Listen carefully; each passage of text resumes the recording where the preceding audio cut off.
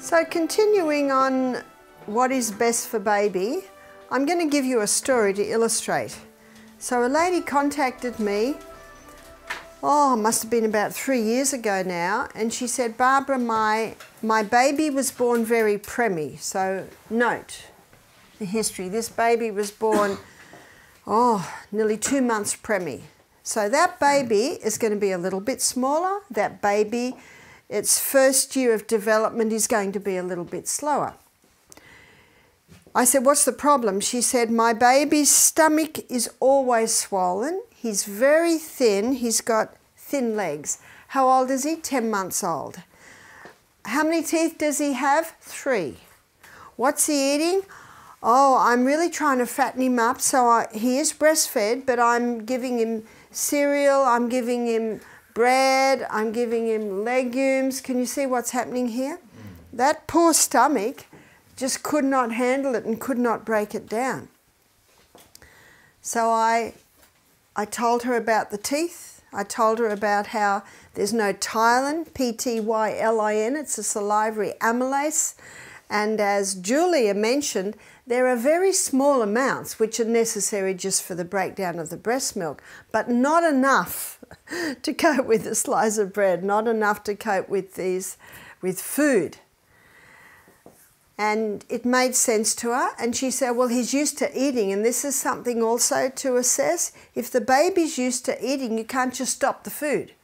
Otherwise, you're going to have terrible trouble every mealtime. So I said, just because the baby's used to food, I said, just give the baby fruits, just give the baby maybe some steamed broccoli, maybe a bit of steamed cauliflower, and sweet potato. Sweet potato, when it's well cooked, comes down to a very simple sugar. She emailed me back a month later. She said, thank you so much. She said, the stomach has gone right down. And I find this in several cases with babies, children and adults. They feel they've got to feed them up, but you've got to fix the gut first. Because if it can't get out of the gut into the tissues, it's really not working. So she was very happy, Mum. She emailed me again at 14 months, so this happened at 10 months. So at 14 months she said, Barbara, my son stopped eating, he was starting to crawl. That's very late, but remember this is a preemie baby, so they are going to be a bit later. He stopped crawling. I think his brain's going to stop developing. I think his muscles are going to stop developing. And I'm thinking, where's this coming from? So I said to her, is the baby teething? She said, yes. And it's the molars that are coming through. He's got his 8 teeth here now. And I said, no wonder. I said, when babies are teething, they want to be held more, they're not eating very much. That's quite, they're not themselves when they're teething. People say to me, what did you do when they were teething? I said, got the sling. The sling, put the baby in the sling, just wrap them to me. They're happy then. And some people say, but I can't do that all their life. I said, no, it's just while they're teething. Just while they're teething. Do you know, it's a better drug than any baby Panadol you can give them. And I never gave any of my babies anything like that. I just held them all for a few days. Yes, it's a little bit harder, but it's just for a few days. And then her father contacted me. I'm a professor at Loma Linda University. I'm very concerned about my grandson. We believe that his brain is going to stop developing because he's not eating food. My wife's a physiotherapist and she thinks his muscles aren't going to develop. Aha, now we know where this is coming from. So I wrote back to him and I said to him, did you know that it's only the last 100 years babies are being fed food? Do you know what that means? Galileo, Mozart, Einstein, the brilliant geniuses from times past were not fed food as babies. And I said, did you know that there's no enzyme in the mouth to break down the starch? They were wanting her to take the baby to hospital and get blood tests to see what the nutritional levels are. Can you imagine how traumatic that is? The blessing was the baby was breastfed. And when babies are breastfed and they're sick or upset, they usually want to feed a little bit more, and that's really not a problem when they're sick. And he'd actually said to me, I'm writing to you because my daughter listens to you, but I'm appealing to you, you know, the development of this child. So I quoted to him basically the things I just told him. And as a scientist, he would have surely acknowledged all that. I didn't hear anything else. And then 6 weeks later, the mother contacted me and she said, his teeth are through, he's eating, and I can give him a little bit of bread now because the molars are through, and he's crawling again. Thank you so much. And then I get an email from her father. Thank you so much. Can I give you something? I said, oh, if you want to. Here are my details. $400 I got. and I knew why, you know, and you see what you're dealing with, emotions. Emotions. So it's good to know a little bit of your history, yeah? So how do you start them with the food after 16 months? How do you start the food when you do start the food? Most children, my son James was the exception, most children have already had the little tastes. So you give them a cucumber to suck on, you give them a piece of apple to suck on. But won't they choke? There's a big difference between gagging and choking. Okay? Gagging is when they go, and then it pops out. And that's an absolutely natural reflex, and it happened nearly every time my little ones ate. Choking's different. Choking's when it gets stuck. Choking more happens in a child that has not learnt to chew. And that's why it's important not to give them slop or mash. I never made baby food, ever. My baby's first foods were bits that they could pick up and chew on. So that's very important. So don't get all upset when they gag, you know, it's a gagging reflex, it just comes right out. But many people don't give their children pieces of apple, pieces of cucumber, pieces of celery because they think they're going to choke. So it's important to there's a difference between the gagging and the choking. Gagging, it always just comes back out, yeah? But you want, if they're starting on foods, then you need to have the satisfying foods eventually, like sweet potato. You wouldn't start with that also? No, I wouldn't, because their main meal is breast. Yeah. Their main food is breast. And so you always give them, when you start introducing, you give them something. And I only ever gave my children something at mealtime. That's the only time they want it, because they see what you're doing. And I'd put them in the high chair and I'd give them pieces, and then my daughter Julia, she was just wanting, you know, she's my 4th child, but I still would not give her any starch yet. So I'd steam little bits of broccoli. But what I do is, here's our meal, and I just look in my meal at what they could have. So I'd give them the stem of the lettuce, the hard stem, or the stem of the cabbage leaf, you know, where they can hold and suck on it. And if there really wasn't much that I could give them, it's like the meal we had yesterday. It was gluten-free noodles and a tomato sauce, and there's not much there. So I would cook a corn cob. I would cut all the corn off the cob and give them the cob. Oh, they suck on that for a long time. And they're sucking the juice out. And one lady said to me, it's fantastic, everywhere I go I've got a corn cob with all the, you know, I've cooked it and cut all the bits off, and oh, they're happy for a long, long time. So you start with little tiny bits, and that really gets their gut used to that. Yes? But with that you start before 16 months? Before 16 months, yeah. So if you're starting at 16 months, basically at 16 months my son James had 8 teeth. So he didn't have his molars. So I would just do the same thing, starting with a bit of cucumber, starting with a bit of celery. And my son James was well padded, so he really didn't need much. What if they're not well padded? What if they're quite slender? Well, that's perfectly all right too, because you get slender babies and you get more padded babies. The only time it's a worry is if they're really, really skinny. You know, it's like my grandson. He was getting wrinkles in here. My son said, "Mum, do your babies cry a lot?" I said, "No, they don't. My babies didn't cry a lot. There's something wrong if babies are crying a lot." And then I discovered the baby was fighting the breast. Now the baby's 7 months of age, and then I discovered that the mother had a gluten and a dairy intolerance, so it was coming through to the baby. And how do I know that? Because she used to get hay fever all the time. And so I said to her, I wouldn't be surprised if your baby also has the intolerance.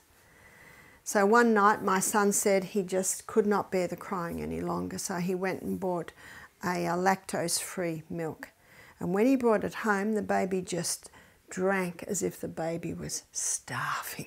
And the baby basically was starving. Because the baby was hungry, but the baby knew, you know, would fight the breast. It would. And so I said, well, give the baby goat's milk. Goat's milk is the closest of animal milk to the human milk. And so I know in Australia you can just buy baby formulas, you can buy goat's milk baby formula.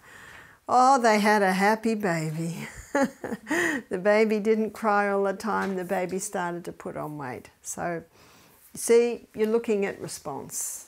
You're looking at response. Not all babies will have that intolerance, but I have found that when a baby has eczema or asthma or is troubled, it could be that it's allergic to what the mother's eating. Remember your 5 allergens? You stop the peanuts, stop the dairy, stop the wheat, stop the oats and the refined sugar. Now it can take 2 months before those foods are out of the body. After that? Pardon? And after that? After what, introducing food?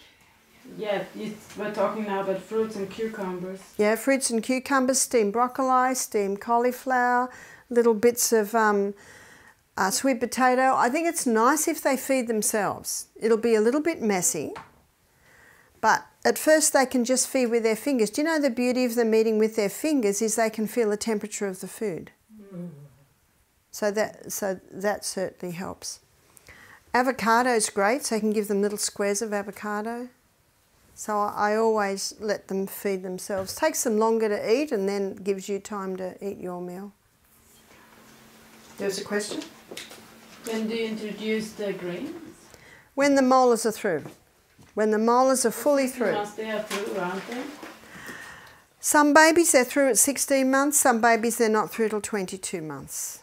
So you keep on those until the molars are through. And then they can start to have some legumes, then they can start to have some breads, but I think ideally not the wheats. And when you do give them the grains, there should be long, slow cooking. That's where your slow cook is great. One lady said she just does the millet on overnight. With millet, it needs about 3, sometimes 3.5 cups of water to 1 cup of millet. And I always only fed the children, the baby. I didn't really feed babies, but at mealtime. Only at mealtime. So I remember one day my son Peter was very, very fussy, and Peter would cry when he was about 3 because they'd have porridge, and sometimes it'd be oats, sometimes it'd be millet, sometimes it'd be rice, sometimes it'd be quinoa, but he'd cry if a slice of banana fell into the honey, and he liked his honey right in the middle of his porridge.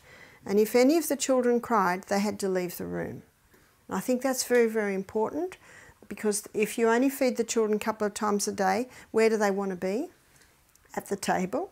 But they could not stay at the table if they cried or make a fuss. So he had to go out. And then I'd go to the door after 5 minutes and say, "Are you going to be a good boy now?" "No!" And then you just shut the door and come back and eat your meal. Because you can't digest if you've got issues like this at the table. So I'd go to the door and say, "Are you going to be a good boy now?" And so he'd come in and we'd try again.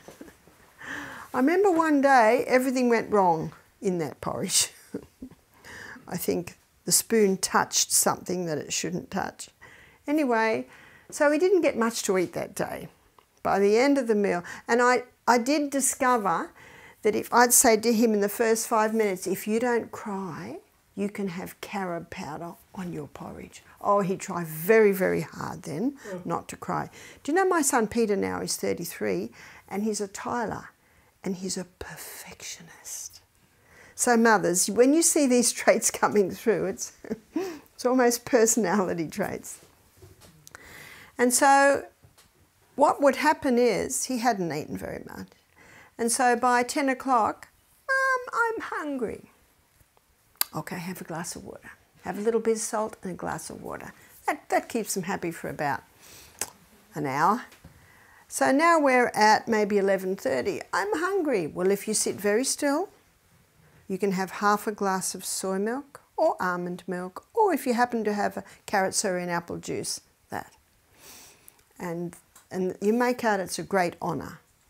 If you sit very still, you can have this. So he drinks that. And that keeps little ones happy for a while. So we're 1 o'clock now, and he's hungry. And lunch is in, I don't know, half an hour, 3/4 of an hour. All right, if you sit very still, you can have this carrot. Now, how long does it take a 3-year-old to eat a carrot? Long time. If I give him a sandwich, he's not going to eat his lunch. Can you see that? And so the next day, and I don't say to him, now if you'd eaten your breakfast, if you hadn't cried all through the breakfast, you would have eaten it. No, they're not stupid. They know. And you lose them when you say the obvious. They're very smart. And the next day, we didn't have near as much fuss at the table because he remembered what happened the day before. So I'd always keep to meal times. And between meal times, they'd have water. Any more questions on children? Yes? Breastfeeding in regard to the times. Breastfeeding in regard to times. I used to always breastfeed my babies about every 3 hours. Breast milk digests very quickly. My sister found that her baby could go 4 hours.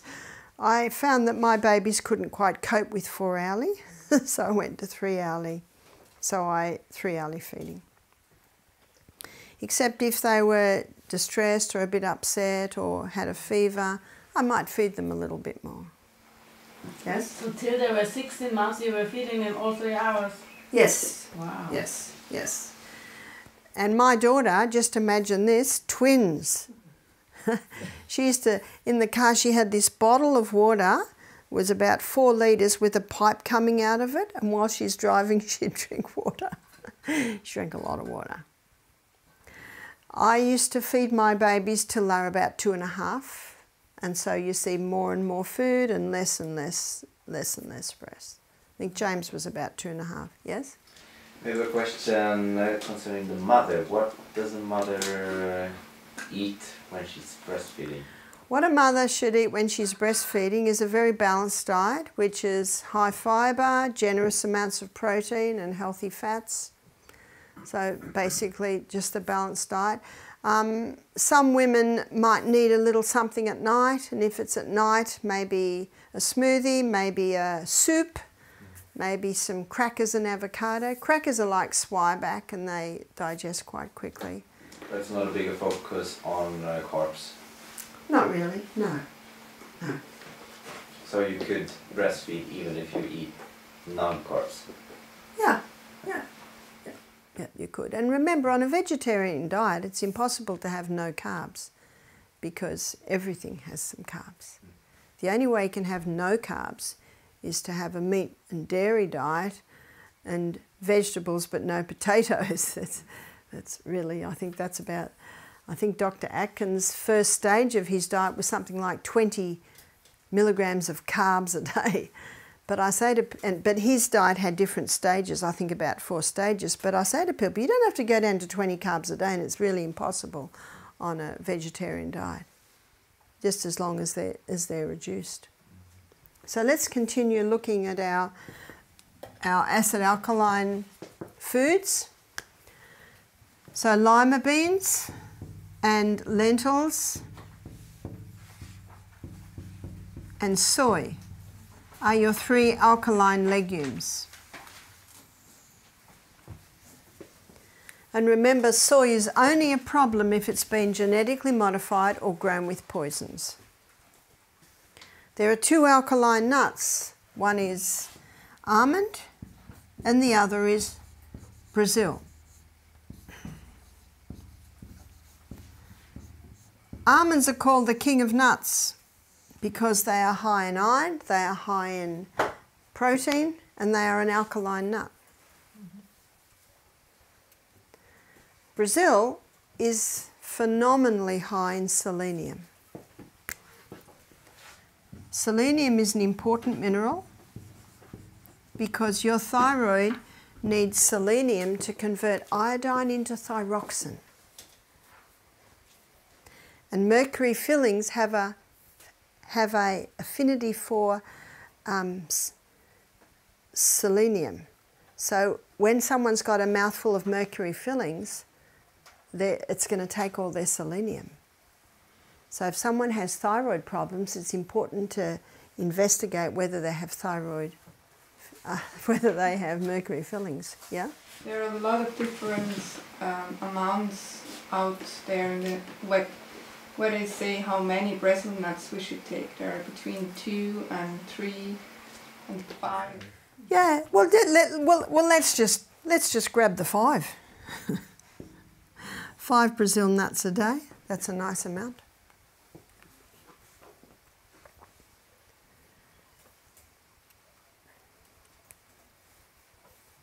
They're the 2 alkaline nuts. They're the 2 nuts I usually eat every day for breakfast. Lunchtime, I might have macadamia or I might have cashew. It's a nice dessert, is a small handful of nuts. Nuts are expensive, they're very concentrated, you don't need much. Most people don't have nuts for a month and then they eat a whole bag. Isn't that true? All your seeds sit on the alkaline side. So the most acid-forming substance that can be taken into the human body really is the pure crystallized acid that's extracted from the sugarcane plant. These acid-forming foods are high in the acid minerals, which is phosphorus, chlorine, and sulfur.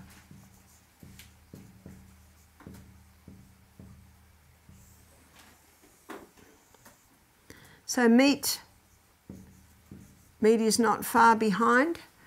When meat breaks down in the body,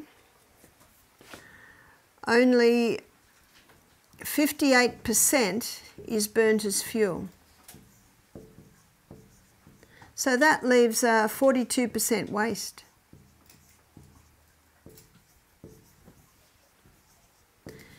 It's a sulfur waste, it's highly acidic, and so what the body does is it uses the calcium to negate the sulfur residue, meaning being the most alkaline minerals. So look at a glass of milk. A glass of milk is high in animal protein. It is high in calcium. And the 5 stomachs of the cow can handle that, but remember, we've only got 1. So because of the high acid waste that the animal protein gives off, that uses all the calcium to negate that acid waste. How much calcium's left for the human body? None.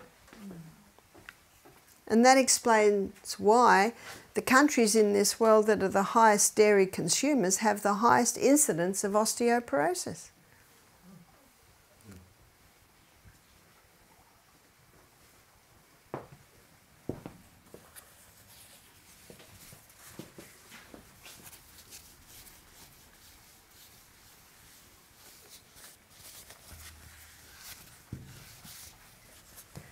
So looking at the most acid-forming foods, that's the most alkaline down to the least alkaline. This is the most acid.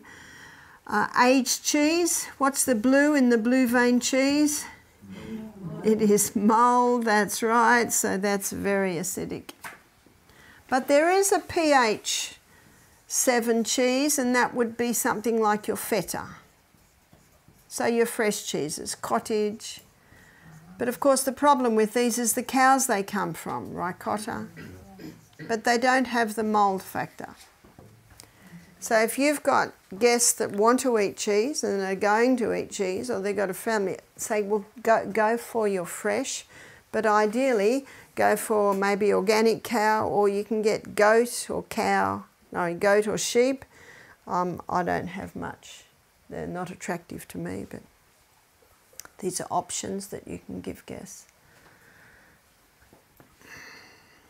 Caffeine. All your caffeine foods and drinks are acid forming. Alcohol is not a food, but it certainly creates an acid environment, as does tobacco. As do drugs. Remember, drugs are chemicals and have an acid effect. So all your other grains, other than millet, buckwheat, quinoa, amaranth, spelt and kamut. All your other legumes, other than lima, lentil and soy. All your other nuts, other than almond and Brazil, have an acid effect. But it's all about balance. So to maintain this 6.5 environment, we need to be taking into our bodies about 70 to 80% alkaline. So that's a 20 to 30% acid. So that 20 to 30% acid ideally should come from this section here. So it's not that rice is bad, or oats are bad, or chickpeas are bad, or macadamia nuts are bad. No, no, no. You need a little acid. It's all about the balance. But what we find in Australia, about 90% of Australians are having an acid diet, and 10% alkaline. No wonder disease is out of control.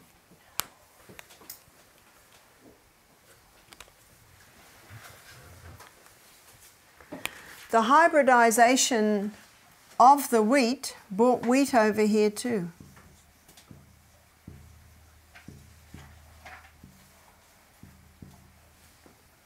It not only changed the starch structure, it also changed the gluten and the protein structure, and it also changed the mineral balance structure. So when we take our minds back to the carbohydrate list that I drew the other day, how many of those are from the acid side? They're all from the acid side, except for potatoes.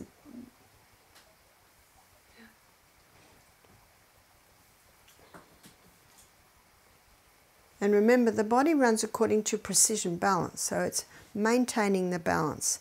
So the easiest way to alkalize the diet is to start exploring other grains, is to eat more vegetables, more dark green leafy, and if the person doesn't have a diabetic problem, and if they don't have a weight problem, and if they don't have a yeast problem, and if they don't have cancer, then they can eat more fruit. It's not that fruit's bad, it's only, it depends on what's happening in the body.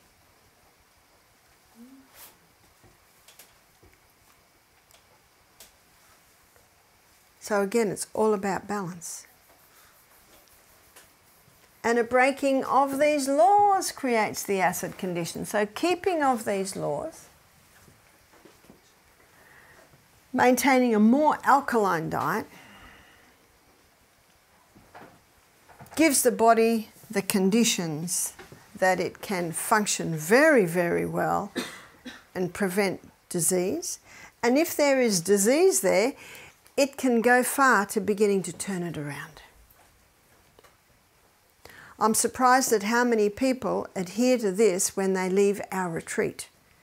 And I think it's because they've heard the whys, why we should be eating this way.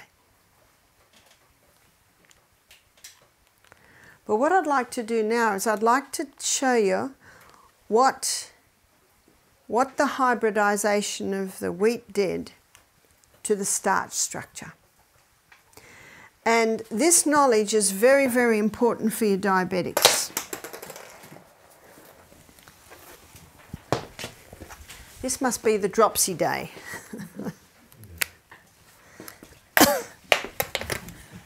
Yep, sure is.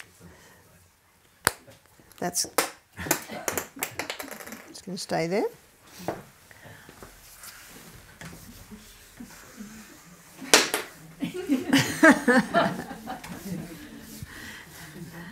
The pen's got jumping beans in it.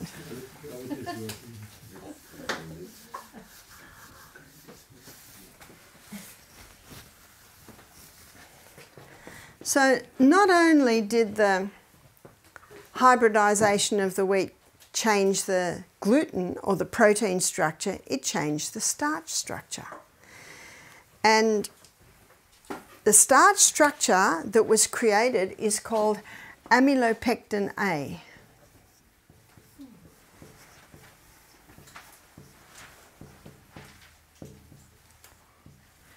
Now, amylopectin A gets the blood sugar level up very high, very fast, and then you've got a corresponding drop. So let me give you something to compare it to. Amylopectin B is found in bananas and potatoes. And if you are familiar with the glycemic index of food, and the glycemic index of food is how quickly the sugar in that food gets the blood sugar level up high. So that's your bananas and your potatoes. Amylopectin C is found in legumes. So it's another amylopectin there. Legumes. So this is B. Gets it up relatively high, relatively fast, but not as high and not as fast. So not as low. So there's your A and there's your B. Well, what about the legumes? Legumes gives a lovely, steady, consistent rise, nice, steady, consistent drop. What does every cell in our body want? That nice, steady, consistent. There's your legumes. So excellent food for people with diabetes. Excellent food for people who have a yeast problem. Excellent food for people who are conquering diabetes. Excellent food for people who are conquering cancer. Is the legumes.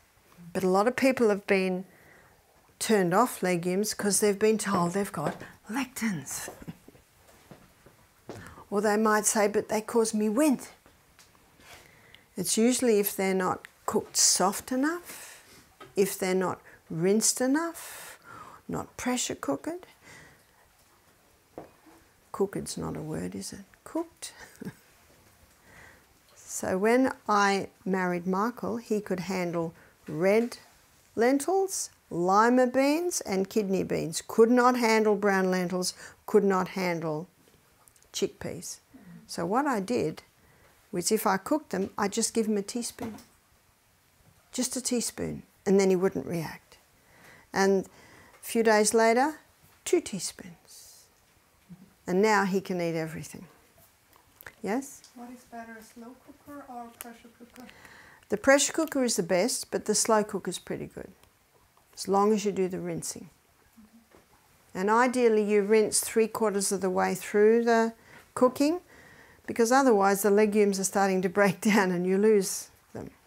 So what I like to do in the last section of cooking, maybe the last half hour, is I make a sauce and I put the rinsed legumes in the sauce, and then that last cook is with the sauce, and then you get the flavour going into them. Yeah? But why do you advocate for the pressure cooker, like in this setting? Isn't it just that it saves time? Is that not the reason? It kills lectins. Because That's what Dr.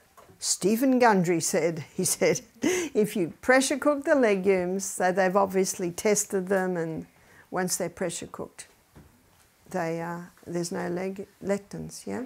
Can you please repeat how do you cook them? So you cook them in a pressure cooker or? Well, I don't have a pressure cooker at home, but in our health centre we pressure cook everything. So what I do is and I've always had the fuel stove, the wood stove, so I rinse them, I've soaked them, rinse them, put them back on the stove. Halfway through cooking, I rinse them again. As long as you get that dirty water away. So let's have a look at glycemic index in relation to amylopectin, the amylopectin A. So your glycemic index is how quickly the glucose is released from the food and into the blood. So your glycemic index averages at 55. So anything under is considered low GI, anything above is considered high GI. So let's have a look at cherries. Cherries sit at 26. Grapefruit. Grapefruit sits at 25. Those lovely little blueberries we had this morning straight from the forest, they're sitting about the same as cherries. So these are good fruits for the diabetic. They're good fruits for the person that's conquering yeast. They're good fruits as the cancer person goes into, you know, the second stage of their diet. So looking at what's high, so let's have a look at sugar. Sugar sits, I think it's about 59. Wholemeal,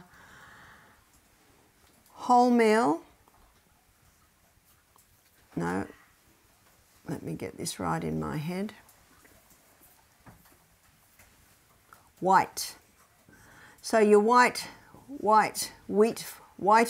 So when I say white wheat, I'm talking about white bread, white pasta. It sits at 69. So it's higher than sugar. It's because of the amylopectin A. What about wholemeal? 72. How could that be? How could the wholemeal get the blood sugar level up higher than the white? Because it's not refined, it's got more amylopectin A in it. And it's the amylopectin A that causes that blood glucose high. And I had a lady do our program and she started to cry. It was in the lecture. I said, "Why are you crying?" She said, "I'm a diabetic." She said, "I was diagnosed 2 years ago." She said, "I do everything they tell me. I have wholemeal bread, wholemeal pasta, wholemeal everything." And she said, "And every 6 months I go back to the doctor and he puts me on more insulin." She said, "The lady down the road, she has lollies and cakes and biscuits and donuts. I don't do that," she said. She said, "You've just solved the puzzle." What's the definition of insanity? To do what you've always done and expect different results. She said, "Why don't nutritionists know what you're telling us?" Well, in Australia, they grow a lot of wheat. So they're not going to speak against wheat because they grow so much. And unfortunately, vested interests has their finger everywhere. Now, if you want to explore this a little bit more, there's a book called Wheat Belly. It's a bestseller by Dr. William Davis.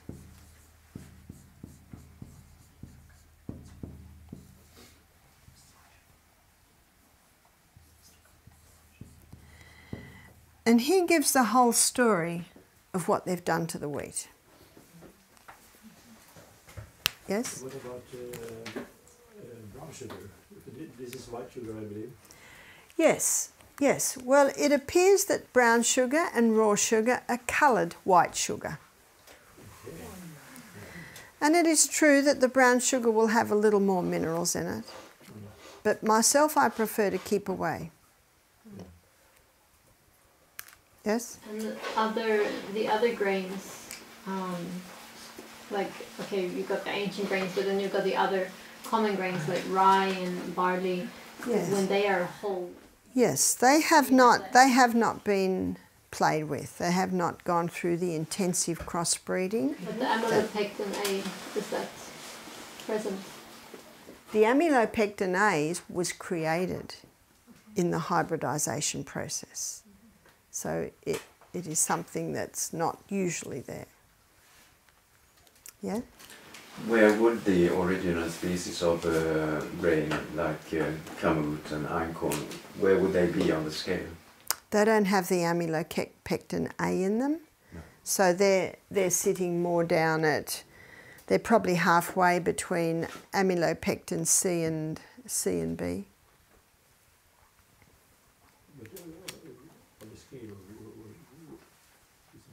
Oh, well, I haven't memorised everything on the glycemic index. You'd have to look at that.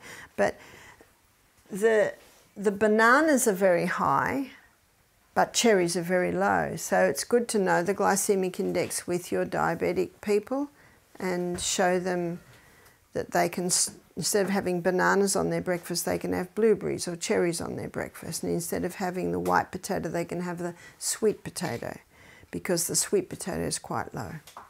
Yeah? So also for people with yeast infection, Yeah. they can eat low glycemic index Yes. food and also That's right. fruits. That's right. Low glycemic fruits. That's right. Yes. So which kind of sweet can you use then? Agave? So depend what sweet. Well, we use honey. We use maple syrup. We use palm sugar, because palm sugar is or coconut sugar. It's the crystallized nectar from the palm flower. And in Australia, and I know also in America, where you buy sugars, you can get a packet of palm or coconut sugar, and it's a brown colour. Yeah, the agave sugar is not good at all. So I prefer to- Yeah, there's opinions on agave sugar. Yeah, I personally have never used it. Isn't it just a general principle of what is refined and what is not? I mean, the more refined the worse it is. It's just like That's the right. cayenne. No, sorry, the sugar, the white sugars are fine from the plant, and if you have the whole Yes. plant, it's like. Yeah. Yes. Is there a nutritional book containing all these information? You can Google glycemic index, and I've referred to Nutrition Almanac a few times. That is revived. I think they do a revived Nutrition Almanac about every, I don't know, 8-10 years. But a friend of mine lent me his Nutrition Almanac from 1976, but there's really not much difference. Yeah? So in this case, date syrup, what we here can buy. Yeah, date syrup's date syrup's another one. You can make your own date syrup, by cooking your dates in water. That's incredibly sweet, so not great for the diabetic or the person with yeast or the person with cancer. So it depends on, that's why you look at the history and symptoms. Yes? What about raisins and figs? Your dates, raisins and figs are very high in the glycemic index. And of course for the average person that doesn't have a disease or sickness, they're fine. Okay. But we don't use dates or figs or raisins. See, your raisins we call sultanas. And our raisins are a bigger, I guess a bigger grape. Because most of the guests that come to our retreat are in this classification, they're either wanting to lose weight, or they're diabetic, or they have the abuse problem, or a much smaller percentage are conquering cancer. So they all do much better with the low sweet. And so that's what. And I'm mindful of our cooks, that they're not having to cook different meals for different guests. So we basically do what everyone can eat. So if we do a dessert, and we usually do a dessert once a week, and we'll often do a frozen cheesecake, and you ladies who are cooks, maybe some of the men are cooks, I'm just used to my husband who can cook toast, that's it. That you can Google frozen cheesecakes and there are some delicious desserts. They're very, very rich. They use a lot of nuts and ground up, some coconut oil to make it solid, melt in your mouth, and maybe some maple syrup. So they're delicious. So when and it's nice to show the guests that there are some delicious desserts that you can make, but we just give our guests a little bit. So it's just like a little, something little and tasty at the end of the meal. Now, if we have someone who is with us who's on a cancer-conquering diet and they're watching, I'll give them maybe, about 8 cashews. That's their little dessert. But I usually warn them beforehand and say, look, we're going to have a dessert today. Are you okay with that? And do you understand why it is best that you don't have it? And I say, are you happy for me to give you some cashews? Oh, yeah. So you forewarn them. And one lady, she said, can I just have half a mouthful? So of course, she have half a mouthful. That's not going to do a huge amount. And she was very happy with half a mouthful. So you're working with the person. So I know in America and I know in Australia they have hydrangea plants. You're familiar with a hydrangea plant? It's like it's a big bush and it has big flowers on it. And each flower is made out of a whole lot of little flowers. That's a very popular shrub. And sometimes the hydrangea flowers are deep purple. Sometimes they're blue. Sometimes they're magenta pink. Sometimes they're paler pink. And it's not different types of hydrangea plants. What the gardener does, he plays with the soil. Different pH bring up different coloured flowers. So just as the gardener plays with the pH of the soil to bring up different colours, you and your guests can play with the pH of your soil, cell, to produce different responses in the body. Yeah? Sorry, what is with coconut milk? Coconut, your coconut meat sits about here, sits about there. And you've got 2 different types of coconut milk. You've got the immature coconut, and the immature coconut is the green coconut, and the lining is like a thin white jelly, and all the nutrients are in the fluid. And traditionally in Fiji, if a mother could not feed her baby, she would give her baby the coconut water. Can you buy coconut water here? I know in Australia you can buy coconut water. Well, that's not from the aged coconut, that's from the immature coconut. And a lady told me in Fiji, she said, my girlfriend was born 45 years ago. She was born on a little island in Fiji, a little remote island, and her mother died in childbirth and there were no women on the island.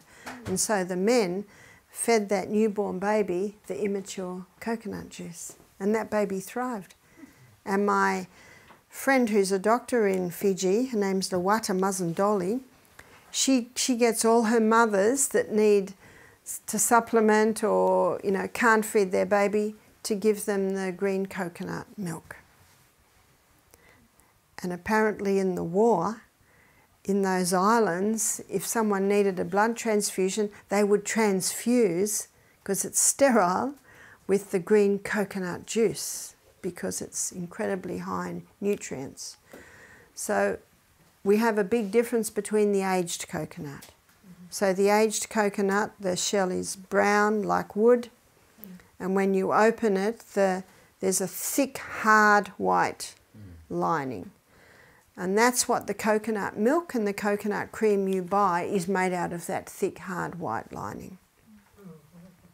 So when I used to go to Fiji, they would make their own coconut milk and coconut cream by opening it and grating it and putting it with water and squeezing it, and what comes out of this white milk. And then that fibre they just throw to the pigs or the chooks as food, because everything's in that milk now. So the coconut milk, so you've got coconut water from the green coconut, and you've got coconut milk and coconut cream.